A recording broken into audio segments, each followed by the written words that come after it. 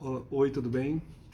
Hoje quero falar sobre mitologia, usando esse livro, Uma Breve História da Literatura, do John Sutherland, e mostrar também alguns livros que eu tenho sobre mitologia. A mitologia nos leva para os primórdios da humanidade, para perguntas essenciais sobre quem nós somos, o que estamos fazendo aqui no mundo, por que existe dor, vida, morte, sofrimento. Muito antes de começarmos a pensar em literatura como algo escrito, impresso, existia, já podemos dizer, literatura falada. E a literatura falada era principalmente as histórias que os antigos contavam para falar da vida, para falar de questões essenciais. Esse algo falado vai ser a raiz do mito. Os antropólogos que estudam a humanidade do passado antigo aos dias atuais chamam-no de mito. Essas histórias faladas, contadas para tentar compreender o universo e a vida. O mito se originou nas sociedades que contavam a sua história, a sua literatura, em vez de escrevê-la. A esquisita e contraditória expressão literatura falada é usada com frequência. Não temos uma expressão melhor.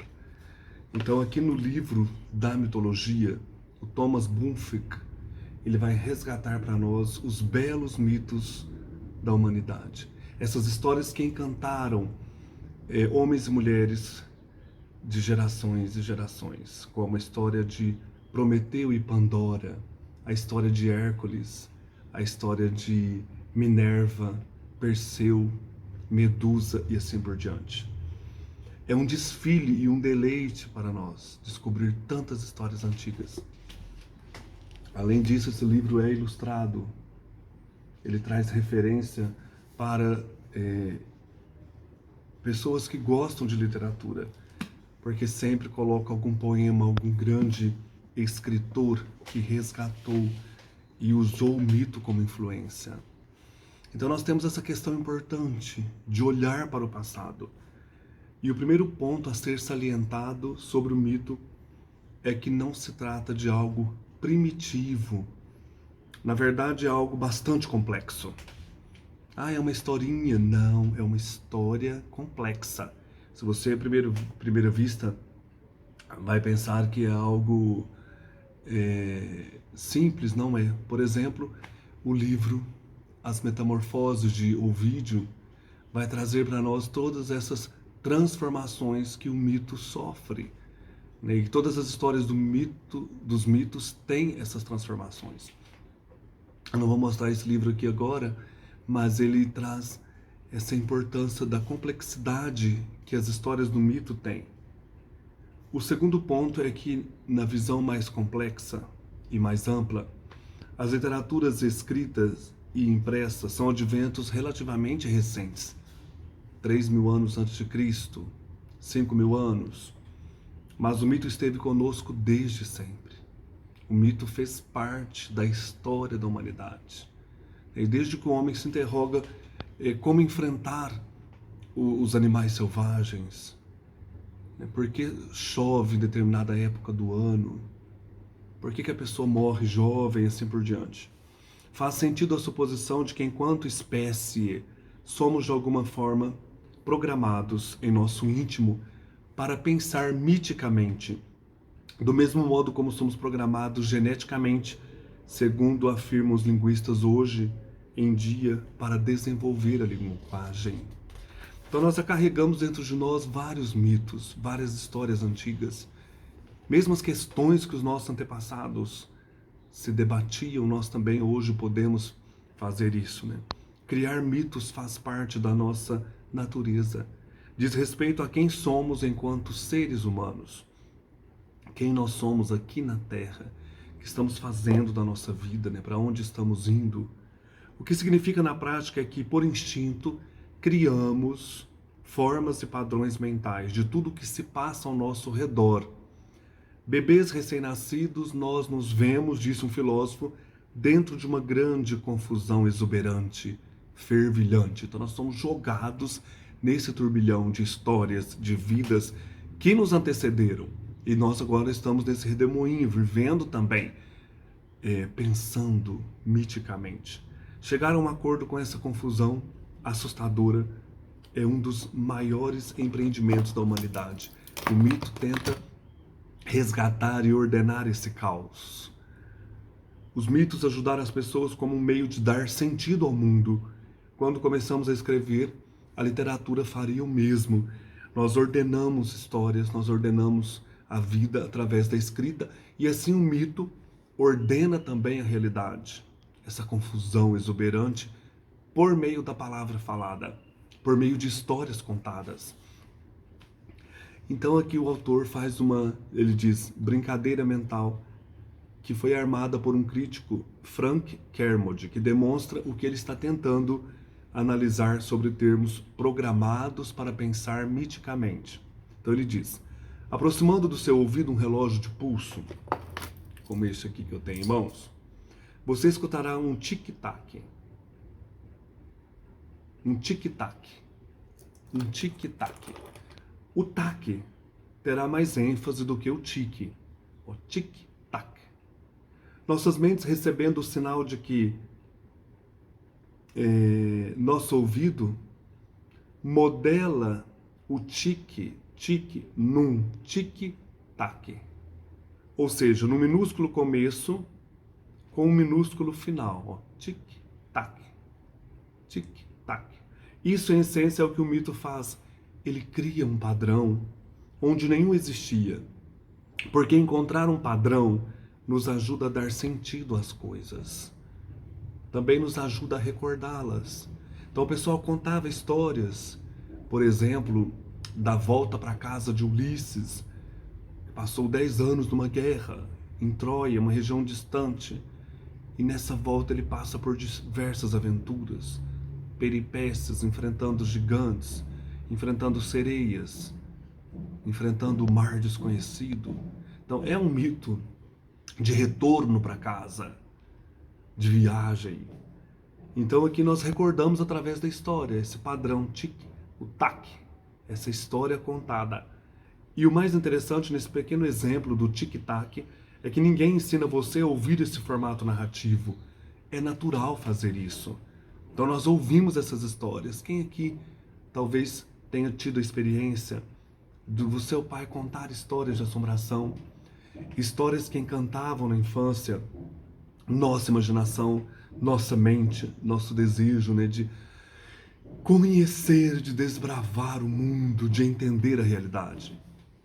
Um modo então de pensar sobre o mito é que ele extrai um sentido da falta de sentido, na qual, enquanto seres humanos, todos nós nos encontramos. Então, que sentido tem morrer? Daí você conta uma história para falar da morte, para falar dessa experiência desconhecida. Por que estamos aqui e estamos aqui para quê? O mito tenta responder. Normalmente o mito fornece uma explicação através de histórias, que é a espinha dorsal da literatura.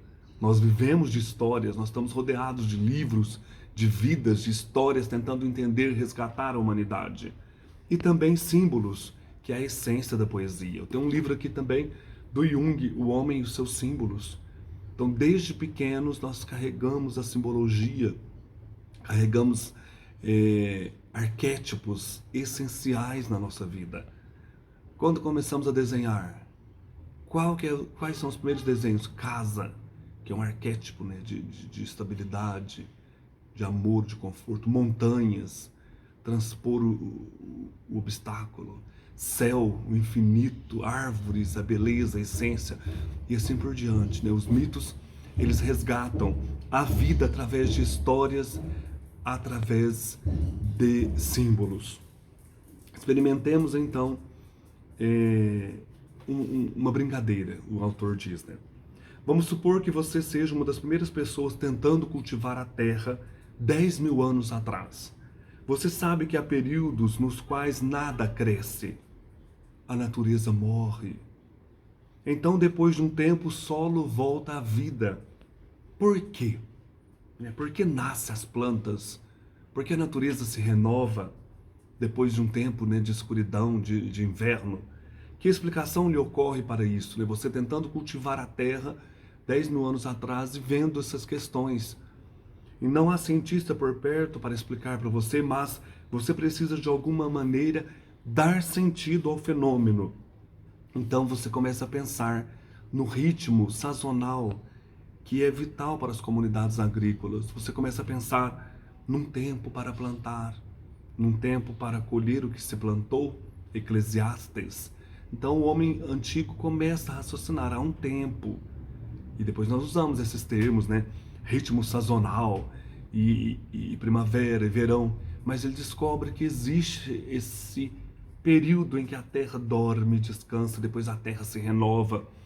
Qualquer agricultor que não conhecer esses tempos, ele irá passar fome. O mistério, então, desse ciclo anual de vida e morte vai despertar no homem primitivo uma história para falar sobre isso. Então começaram os mitos aí da Perséfone, que vai atrás da sua filha, né? Ou a Deméter, que vai atrás da sua filha Perséfone, eu não estou lembrado agora, né? Que ela era roubada pelo deus Hades, pelo mundo dos mortos. Então o inverno seria aquela época que ela estava no subterrâneo. Depois a primavera, quando ela podia, a Deméter, ficar com a sua filha aqui em cima, né, na terra. Então renasceu, floresceu a vida, a alegria, o encontro. É um mito para explicar essa questão da natureza, né, da primavera, do inverno. Esses mitos com frequência são chamados de mitos de fertilidade. A terra então brota em vida depois de um tempo de penúria.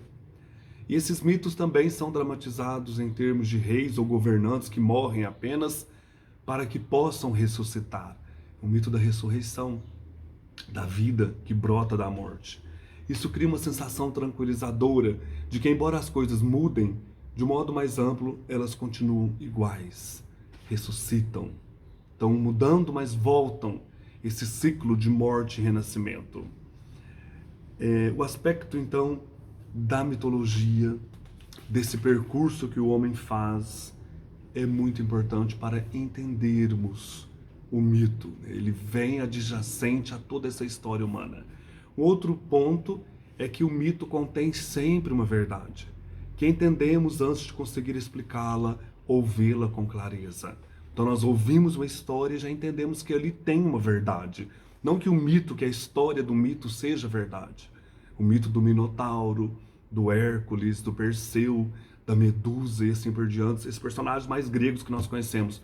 Mas o mito tem em si uma verdade, vem responder, vem tentar dar luz a algumas questões humanas.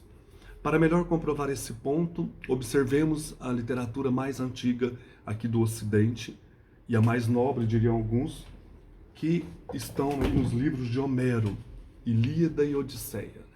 Aqui nós temos várias histórias mitológicas, em que esses deuses criados aí pela imaginação do homem grego vão interferir na vida humana, vão dar sentido, vão tentar caminhar com o homem nessa história de guerra, luta e busca de conhecimento. Aqui no mito, né, da Ilíada, nós temos a guerra envolvendo gregos e troianos por causa de uma princesa, Helena, que foi raptada por Paris, um príncipe da cidade de Troia. Ela era mulher de um dos grandes generais gregos, e a partir desse rapto de Helena começa-se e trava-se uma batalha terrível que abalou os alicerces do mundo antigo. Então a mulher raptada, a batalha entre povos e depois toda essa confusão, a queda de uma cidade fortificada, e os deuses sempre interferem nessa história. O outro mito também conhecido aí de Homero é um dos heróis desta guerra, o Odisseu, na sua, como eu já disse, viagem de volta para casa. Também a sua esposa Penélope o esperando em Ítaca. É um mito.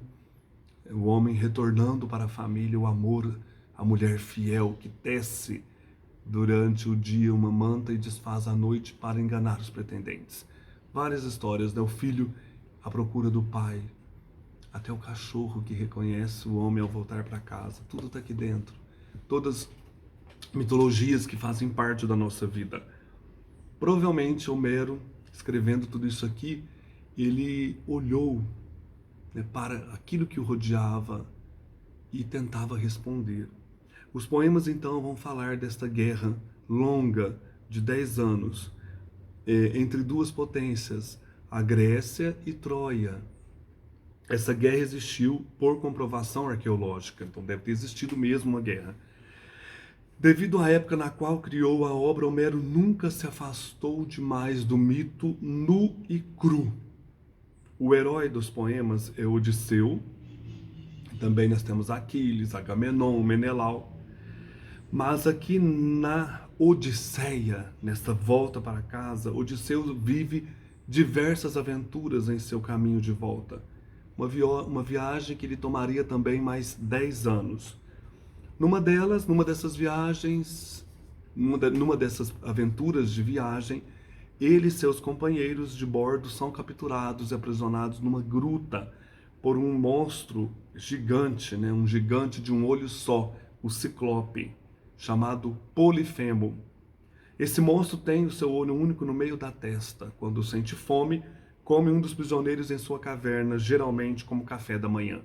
Odisseu, mais astuto dos heróis, embebeda Polifemo e fura o seu olho, cegando-o, de modo que consegue escapar com sua tripulação. Quando Polifemo pergunta, né, de longe, qual o seu nome? O Odisseu responde, meu nome é Ninguém. Então, ninguém furou meus olhos, o meu olho, né? Que verdade podemos ver nessa história de Polifemo, tendo o olho aí perfurado por Odisseu? Ela reside nesse único olho. Por exemplo, você provavelmente já passou por uma experiência que discutiu com alguém que não conseguia ver o outro lado da questão. Só via uma coisa. Tem um olho só. Alguém que simplesmente se agarra num único ponto de vista. Então você vê que o Homero já está pensando sobre isso. Esse Polifemo só via uma questão, só via um lado da questão. Não há jeito, a pessoa nunca muda de opinião. Ela fica só vendo a sua verdade. E você então tenta achar um modo de escapar daquilo, né? De sair daquela situação, de preferência com menos violência do que o herói de Homero. Não precisa furar esse olho da pessoa, mas mostrar, né, que você está cega, né, vendo só um lado da questão. Seria uma resposta, né, dessas pessoas aí que não conseguem ser maleáveis, que não conseguem ver o outro lado, né? Seria uma referência a isto. Então você vê que você pode pegar uma história do mito e iluminar a realidade e trazer para a vida. E trazer para a sua história, né? O mito, então, ele contém em si a semente de uma verdade que tenta explicar algo tão relevante para nós como era no tempo ao qual ele foi escrito, no qual ele foi escrito. E o pensamento mítico sobrevive, até mesmo prospera muito tempo depois do momento em que a ciência e a sociedade modernas já deveriam ter deixado suas explicações irremediavelmente para trás. O mito está ali. E se olharmos com atenção, entremeado na literatura contemporânea, mesmo que o olhar não o veja de imediato, tantas histórias, filmes, tantas coisas que nós lemos, resgatam a importância do mito, ou trazem histórias baseadas na mitologia, baseada nesses princípios, em toda essa simbologia que o mito carrega. Quero mostrar alguns livros que eu tenho sobre mitologia, além, eu vou pegar aqui, o livro do Ovídio.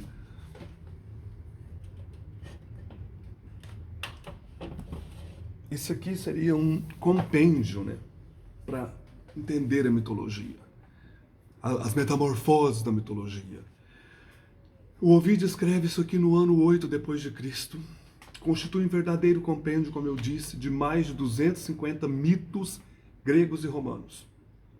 E aqui o fascínio não se deve apenas a essas histórias, mas nos versos compostos, né? Esse livro é bilíngue. Os versos compostos em 15 livros, a obra máxima de Ovídio que procurava superar Homero, Virgílio, e criar um poema que viesse das origens do mundo até os dias do autor. Então, livraço lindo demais. Mostrei também Homero, Ilíada e Odisseia. Quero mostrar outro grego importante, que muitas vezes nós não falamos dele, que é o Hesíodo. Tem 2 livros sobre mitologia, né? Resgata o caos, a criação, Teogonia e Trabalhos e Dias. Muito legal esse livro. Tem essa outra edição também, que contém esses 2 livros aqui dentro. Aqui o Hesíodo, que talvez tenha vivido aí entre 570 a.C. a 650, contemporâneo, né, de Homero, ele é considerado um dos pilares da literatura grega, até anterior a Homero, e uma das principais referências sobre a mitologia e a sociedade grega de seu tempo. É conhecido então como o pai da poesia didática. Aqui ele vai também resgatar essa origem, como surgiu o mundo e os deuses. Eu vou começar a ler só um pedacinho para vocês sentirem que texto lindo. O primeiro capítulo é Musas Heliconíadas, que moravam no monte Helicon. Todo cheio de notas, meu livro. Comecemos a cantar pelas musas heliconíadas que habitam no divino e grande monte Helicon, ao redor de uma fonte violácea e de um altar do muito poderoso Crônida. Com seus pés delicados dançam. Lavam suas frágeis peles no permesso, na fonte do cavalo ou no divino Ómio, e no cume de Helicon elas entoam belos, amáveis coros, estremecendo-o sob seus pés. De lá precipitam-se envoltas em densa nuvem, marchando sob abrigo da noite, lançando suas maravilhosas vozes, louvando a Zeus, portador do escudo, a augusta Hera, argiva calçada com douradas sandálias, a filha de Zeus, portador do escudo, Atena, de olhos glaucos, a Febo Apolo e Ártemis flecheira, a Poseidon que abraça e sacode a terra, a venerável Temis, a Afrodite de olhos vivazes, a Hebe de áurea coroa, a bela Dione, a Leto, a Jápeto, a Cronos de curvo pensar, a Els ao altivo Hélios e a reluzente Selene, a Gaia ao imenso oceano, a negra noite, e aos outros da estirpe sagrada de imortais sempiternos. Elas ensinaram um dia a Hesíodo um belo canto, quando ele apacentava ovelhas aos pés do divino Helicon. Então o Hesíodo recebe dessas musas a inspiração para a poesia, quando apacentava suas ovelhas nas encostas do monte Helicon, e essas musas heliconíadas, que vêm desse monte, inspiram Hesíodo a cantar esses deuses. Coisa linda, né? Tenho também, ainda mitologia grega, esses 2 livros que vêm numa caixa, do Robert Graves, Os Mitos Gregos. Aqui também as histórias são resgatadas, com minúcias, com estudos, com referências. Então é também um trabalho hercúleo de estudo e de busca de conhecimento mitológico. Temos também gravuras.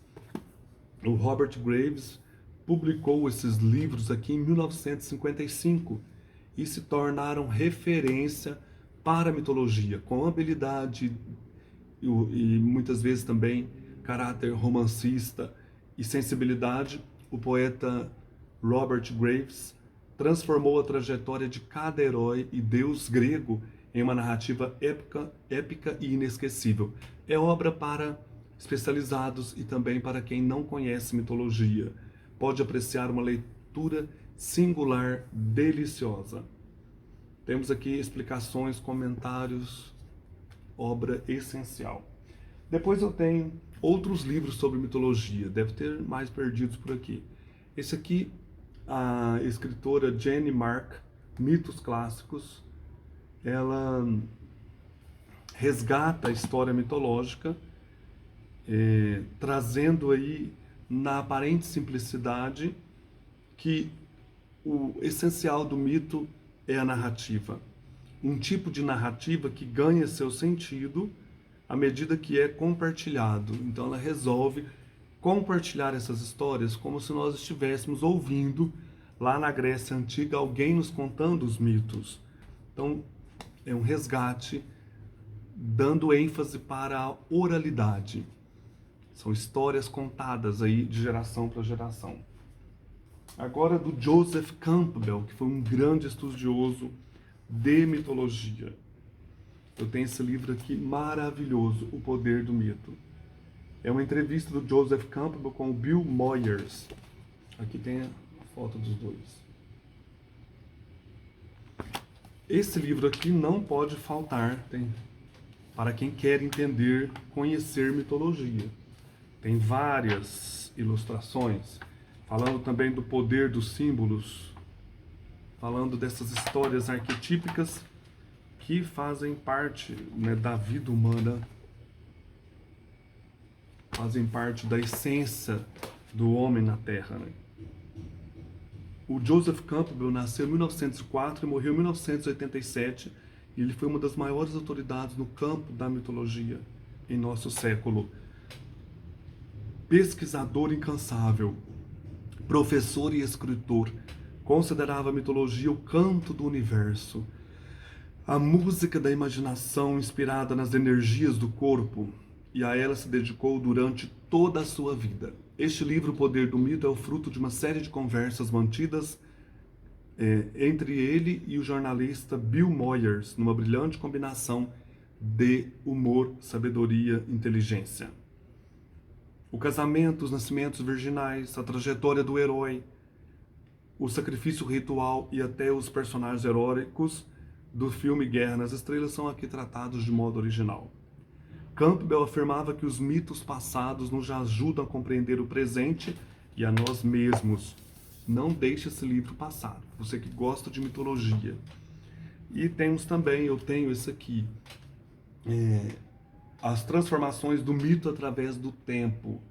Aqui ele vai falar das origens do homem e do mundo, os deuses do período neolítico, os mitos dos índios norte-americanos, o budismo, o Kundalini Yoga, o livro tibetano dos mortos, está aqui também, o Bardo Todol, as religiões de mistérios dos antigos gregos, os mitos da Europa medieval do ciclo arturiano, envolvendo personagens de histórias como as do rei Arturo, Margot, Merlin, Tristão e Isolda, Parsifal e a busca do Santo Graal.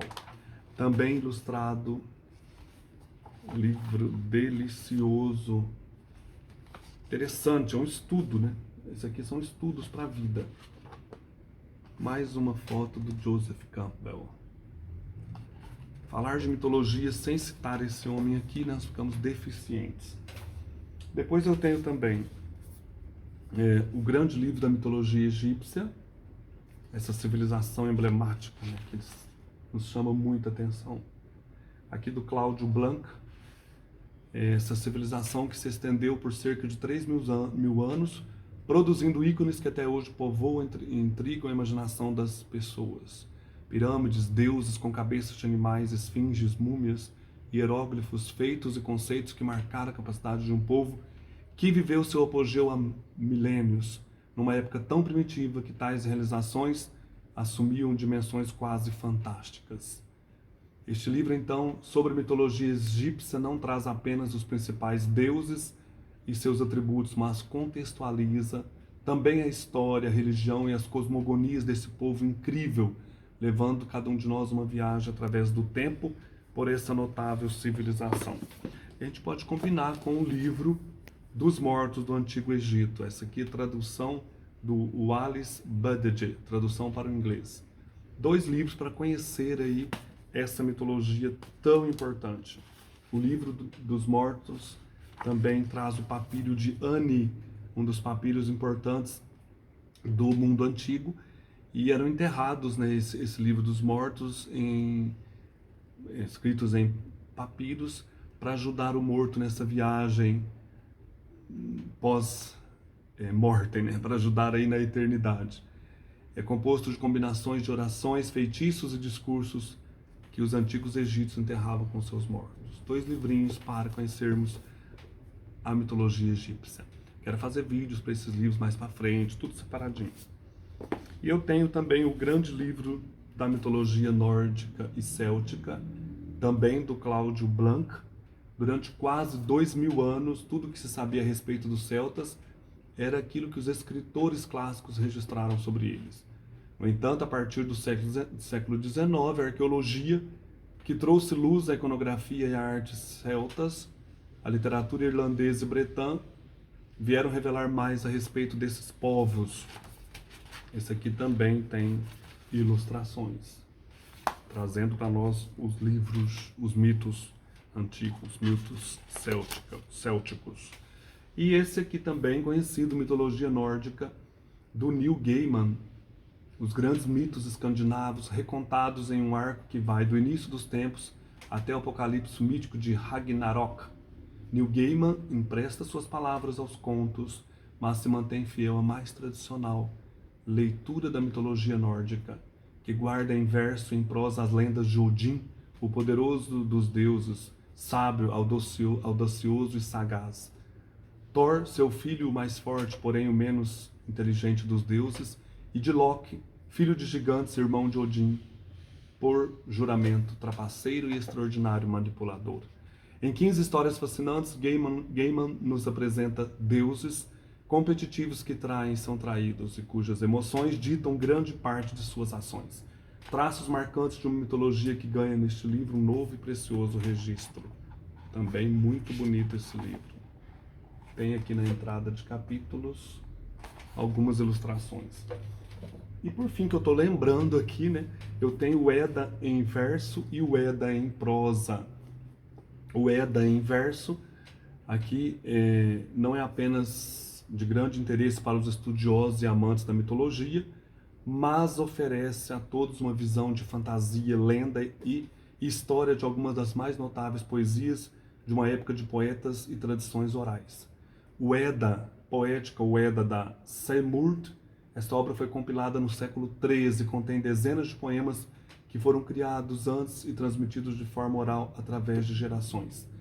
Ao serem finalmente transcritos para um manuscrito, foi possível eternizar sua riqueza de versos míticos, espirituais e heróicos, que ocupam um lugar importante na cultura, literatura e herança nórdica. Então temos também algumas ilustrações, resgatando esse mundo nórdico.